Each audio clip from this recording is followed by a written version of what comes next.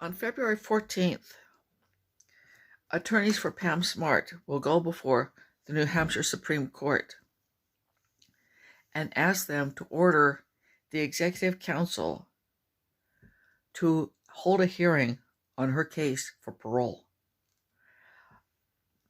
Whatever you think of the Pam Smart case, the laws in New Hampshire are barbaric. To have life without the possibility of parole for an accomplice to first-degree murder, not the committer of first-degree murder, but an accomplice to first-degree murder, is very strange. That is very brutal. Another problem with the law is that the people who committed the murder pled guilty to second degree.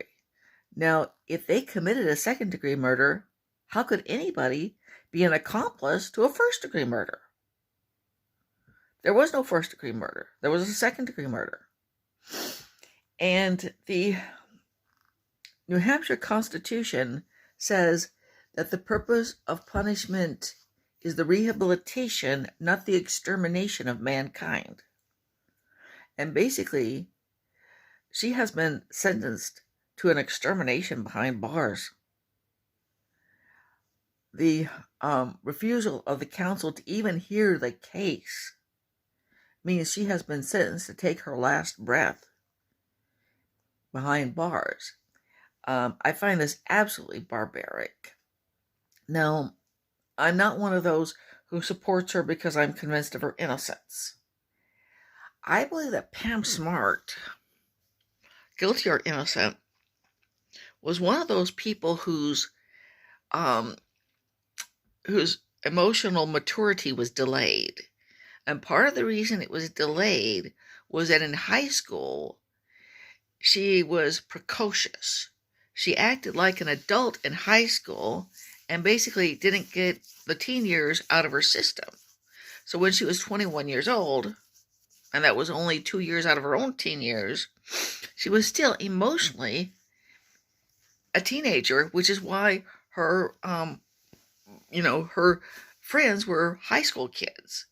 She wasn't really that different from them, at least not at that time. Now she is. She's a woman in her 50s, a woman who has done a lot of good work in prison. And I believe, and most everybody who's worked with her believes, she would be no threat at all if she was released. But there is a problem with Pam Smart. She got a kind of femme fatale, ice princess image.